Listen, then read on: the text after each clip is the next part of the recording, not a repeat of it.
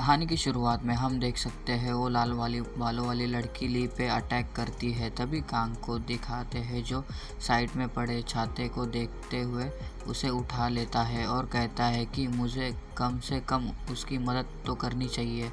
तो वो लड़की ली से फाइट कर रही होती है। तभी कांग ने लिया हुआ छाता टूट जाता है। ये देखकर कांग डरता है प्लस हैरान भी होता है। तभी देख सकते हैं वो लड़की लाल बालों वाली लड़की ने उसके छाता तोड़ दिया होता है अपने किक मारते हुए। तभी वो पीछे मुड़कर कहती है, ओ साले, हमारे बीच में मत आ, नहीं तो मैं तुम्हें मार डालूंगी। ये सुनकर कांग की तो और फट जाती है और वो कुछ बोलता भी नहीं। तभी तभी ली उस लड़की को कहता है, तुम्हें अचानक यह क्या हो गया है जीनी। ये सुनकर वो लड़की सोचने लगती है। तभी अभी हम इसे जीनी बोलेंगे, ठीक है। तभी ली आगे कहता है, तो तुम दोनों यह एक साथ कैसे आए।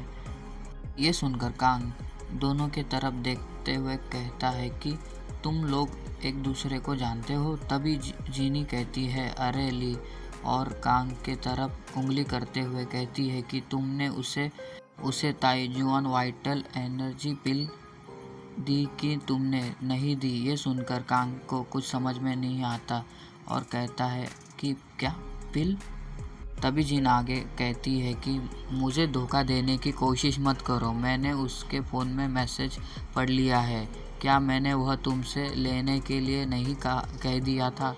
लेकिन तभी भी ली उसे शांत करते हुए कहता है, अरे जीनी, मैं वह सब कुछ समझाऊंगा इसके बारे में। आप क्यूरियस हो पर लेकिन क्या हम बाद में बात कर सकते हो। यह उस गेस्ट के लिए शर्मनाक होगा जिसे मैंने अभी आमंत्रित किया है। ये सुनकर कांग के पसीने निकलते हैं और जीनी उसके देखते हुए सोचती है और फिर कांग के तरफ अजीब निगाहों से देखने लगती है और उसे ऐसा देखकर कांग के 12 बज जाते हैं। फिर जीनी ली को कहती है, ठीक है, हम बाद में बात करते हैं, और वहाँ से जाने लगती है। तभी कांग उसे आवाज़ देके कहता है, यार सुनो ना। ये सुनकर जीनी पीछे मुड़कर उसे देखने लगती है। तभी कांग आगे कहता है कि मैं 2-3 एपिसोड में से आपको फ़ोन मांग रहा हूँ, तो क्या मुझे मेरा फ़ोन वापस मिल सकता है। ये सुनकर जीनी उसको अपना फ़ोन उसके तरफ फेंक देती है और कांग बड़ी मुश्किल से वो फ़ोन पकड़ लेता है। तभी कांग आगे कहता है, अरे यार, इसे फेंकने के पहले ही मुझे कम से कम चेतावनी देनी चाहिए थी ना, इसे लगभग गिरा ही देता मैं। तभी जीनी वहाँ से बाहर जाती है। तभी ली कांग से कहता है, अचानक हुए हंगामे से तुम हैरान हो गए होंगे। ये सुनकर कांग कहता है, नहीं, मुझे लगता है कि तुम्हारी गर्लफ्रेंड इसमें असहमत है, तो मैं बाद में वापस आऊँगा। तभी ली कहता है, यह ठीक है, मैं यह तुम्हारे वजह से नहीं कर रहा हूँ, मुझे लगता है यह मेरी वजह से है हालांकि। तभी ली आगे अपने घर में उसे लेके जाता है और कहता है, वैसे भी अंदर आओ, क्या तुमको कुछ पीने के लिए चाहिए। तभी कांग कहता है, हाँ प्लीज़, थोड़ा सा पानी। फिर ली कांग से कहने लगता है, ऐसा लगता है जैसे पिछली बार जब मैंने तुम्हें देखा तब तुमने कुछ बॉडी बना ली है। तभी कांग कहता है, हाँ बिल्कुल, आपने मुझे जो भी करने के लिए कहा मैंने उसका पालन किया। तभी कांग बैठ के कुछ सोचने लगता है। फिर वो कहता है, लेकिन ली, ये मूरिम क्या है। ये सुनकर ली ही खामोश हो जाता है और वो बोतल का कैप निकाल रहा होता है। तो ये सुनकर वो वही रुक जाता है और कांग आगे कहता है, वो आम लोग से अलग कैसे है, यहाँ तक कि पहले सेरा नूना भी और आप भी। ये बात सुनकर ली शांत होता है और पानी का गिलास में निकाल लेता है और कहता है, यार सॉरी, लेकिन मुझे आम लोगों के साथ मूरिम के बारे में बात करने की अनुमति नहीं है। तभी कांग कहता है, लेकिन तुमने मेरी मदद क्यों कर रहे हो ली। यदि यह अवर्जित है तो फिर आपको मेरी मदद नहीं करनी चाहिए थी, है ना। ली ये सुनकर सैड हो जाता है। कांग आगे कहता है, मेरे बारे में बात करते हुए मुझे पहले ही आपसे बहुत बड़ा फेवर मिल गया है। ये सब वो जीनी भी सुनती है और तभी कांग आगे कहता है, लेकिन आपको अपनी गर्लफ्रेंड से झगड़ा क्यों करना पड़ता है मेरी मदद करने के कारण? ये सुनकर जीनी ब्लश करते हुए शर्माती है।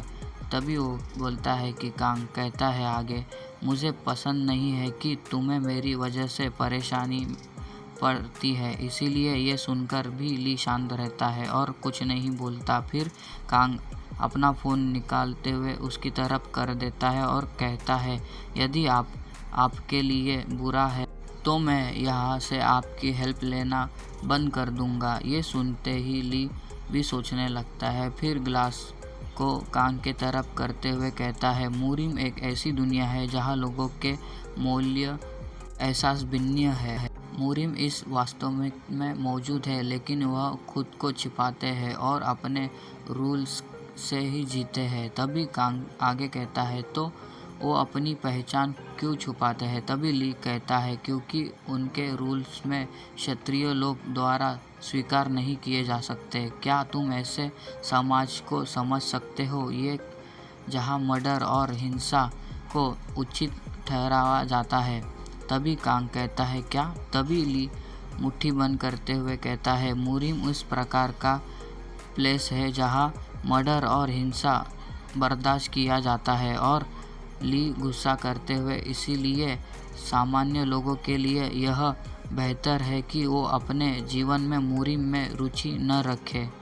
उसे ऐसा देख के कांग डरता है और फिर उस ग्लास को उठाकर पानी पीने लगता है और मन में ही कहता है, यह क्या है? थोड़ी देर के लिए उसने एक बहुत ही डरावना आवाज़ छोड़ा है। तभी ली उठते हुए कहता है, ठीक है, यह अगर तुमने इतना सुन लिया है तो इलाज शुरू करते हैं। ये सुनकर कांग समझ नहीं पाता और कहता है, क्या इलाज? फिर वो कहता है कि सचमुच में मैं किसी भी तरह से बीमार नहीं हूँ। तभी ली कहता है, ठीक है, पर यह आधुनिक चिकित्सा का सही मामले में है जहाँ तुम बिना किसी समस्या के जी सकते हो, बिना इलाज के। लेकिन तुम उपचार प्राप्त करने के बाद ही समझोगे तुम किसी प्रकार का शरीर या बॉडी में रहते हो। तभी हम देख सकते हैं कांग कल्टीवेशन करते हुए बैठा होता है और ली उसके पीछे उसकी मदद करने बैठा होता है। तो ली कांग से कहता है, तो अब धीरे धीरे अपने पेट में सांस ले लो, फिर सांस छोड़ना है। कांग उसकी ये बातें सुनकर कहता है, ठीक है, और वैसे ही करने लगता है। तभी ली कहता है, वाह, अच्छा है, कर रहे हो, करते रहना। तभी कांग अपना एक आँख खोलकर कहता है कि मन में ही, ली वह क्या कर रहा है? वह क्या करने का प्रयास कर रहा है ये? तभी ली कहता है, जब तुम सांस ले रहे होते हो तो तुम किसी और पर ध्यान केंद्रित नहीं कर सकते। तभी कांग कहता है, ठीक है ली। तभी ली अपने दोनों हाथों से कांग के पीठ पर हाथ रखता है, तो देख सकते हो तो वो कुछ करने लगता है। तभी कांग कहता है, यह क्या है? यह क्या है? मुझे अपने बॉडी में गर्माहट महसूस हो रही है और तो यह थोड़ा आरामदायक लग रहा है। फिर हमें ब्लैक स्क्रीन दिखाते हैं। कांग शायद सो गया होता है। थोड़ी देर में उसे कांग को दिखाते हैं तो कांग अपनी एक आँख खोलते हुए कहता है, यह क्या है? मैं ऐसे ही सो गया था। तभी अचानक कांग के गले में लोहे के चेन से पकड़ लेते हैं। ये देखकर कांग हैरान होता है। तब हमें देख सकते हैं वहाँ पे नकाबपोश आदमी होता है जो कांग को चेन से पकड़ता होता है। तो कहता है, यह आदमी मर गया है। कांग को तो कुछ समझ में ही नहीं आता। उसे गले पे चेन से पकड़ा होता है तो उसे दर्द होने लगता है। तो हम देख सकते हैं वहाँ पे 4 जन होते हैं जो नकाबपोश होते हैं। शायद ये लोग मुरिम के आदमी लोग हैं। और फिर कोई कहता है, अभी प्रवेश द्वार से बाहर निकलो। तभी उनमें से एक आदमी ज़मीन पर पड़ा होता है, शायद यही मर गया है। और हम देख सकते हैं वहाँ जीनी खड़ी होती है। तो कांग उसके पास देखने लगता है और कहता है, यह क्या हो रहा है? तो ये लोग कौन है और ली कहाँ पे है? जीन उस आदमी से कहती है, अरे तुम किसी ऐसे व्यक्ति के साथ क्या कर रहे हो जो कल्टीवेशन के बीच में है? क्या तुम इन लोगों सचमुच मुरिम हो? ये सुनकर कांग हैरान होता है और कहता है, क्या मुरिम? तभी वो नकाबबंद आदमी कहता है, तभी तुम दूर हट जाओ तो मैं इस लड़के को गर्दन काट दूंगा। तभी कांग डरते हुए कहता है, यह क्या है? यह सिचुएशन क्या है? तभी उसको याद आता है कि ली ने उसे क्या कहा था कि मुरिम इस प्रकार का प्लेस है जहाँ मर्डर और हिंसा बर्दाश्त की जाती है। तभी वो आदमी चैन को और कस के दबा देता है और कहता है, मैं कोई मजाक नहीं कर रहा हूँ। हम कांग की हालत देख सकते हैं। तभी वो नकाशपोश आदमी कहता है, हिलना मत, यदि तुम कुछ भी स्टूपिड सा करते हो तो। तभी कांग ज़ोर ज़ोर से चिल्लाने लगता है चैन को पकड़ते हुए। तभी कांग कहता है, क्या तुम लगता है? उसे चिल्लाते देख के उसके साथीदार उसके पास देखने लगते हैं और जीनी भी उसके तरफ ही देखने लगती है। तभी कांग वो चैन तोड़ देता है और चिल्लाते हुए कहता है, मैं ऐसे ही मर जाऊंगा। और ये एपिसोड यही ख़त्म होता है। और एपिसोड अच्छा लगा तो लाइक, कमेंट और सब्सक्राइब कर लेना प्लीज़। और मिलते हैं अगले एपिसोड में। अपना ख्याल रखना।